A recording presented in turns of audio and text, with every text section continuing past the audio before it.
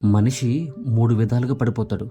ఒకటి, చిన్నప్పుడు నడకలు వేస్తున్నప్పుడు కాళ్ళల్లో, చేతుల్లో చిన్న పిల్లలు కదా! బలం లేక పడిపోతూ ఉంటారు. బలం లేదు కాబట్టి. అలాగే ఆత్మీయ జీవితంలో కూడా ప్రార్థనా జీవితం, వాక్యం జీవితం లేని యెడల అస్తమాటు పడుతూ లేస్తుంటాం.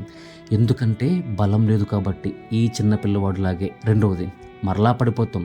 బలమున్నా, శక్తున్నా సరే పడిపోతాం. ఎప్పుడు? మన కాళ్ళ క్రింద జారుడు నేల ఉన్నప్పుడు. చూడండి, ఇక్కడ నాచుంది, లేదంటే జారేలాగా ఉంది, స్లోప్ ఉంది, జారి పడిపోతాం. అలాగే ఆత్మీయంగా ప్రార్థనా వాక్యం ఉన్నా కూడా మన చుట్టూ ఉన్న పరిస్థితులు, నువ్వు ఏ ప్లేస్లో ఉన్నావు? సొదొమ గొమొర్రాలో ఉన్నావా? చాలా జాగ్రత్త, పడిపోతాం.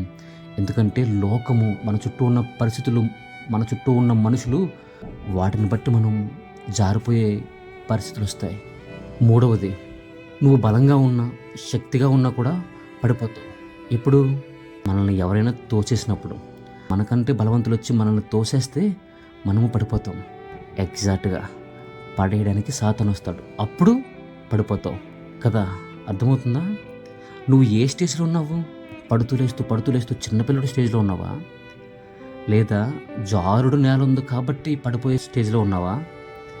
లేదా నువ్వు చాలా బలంగా ఉన్నావు, వాక్య బలము, ప్రార్థన బలము, నిరంతరం ప్రార్థన వీరుడవు, నువ్వు ప్రార్థన చేసేవాడు, వాక్యం చదివేవాడు, ఈ రెండూ ఉండి ఎప్పుడైనా సాతాను నీ మీద అటాక్ చేసినప్పుడు, వాడు తోసేసినప్పుడు పడిపోతున్నావు. ఏ స్టేజ్లో ఉన్నావు? ఏ స్టేజ్లో ఉన్నావో గుర్తుపట్టు. నెక్స్ట్ లెవెల్కి నిన్ను కృప మోసుకుని వెళ్తుంది. కానీ నీ ఆత్మీయ జీవితంలో నీకే ఒక అవగాహన లేకపోతే నువ్వు ఎలా ఎక్కుతావు మెట్లు?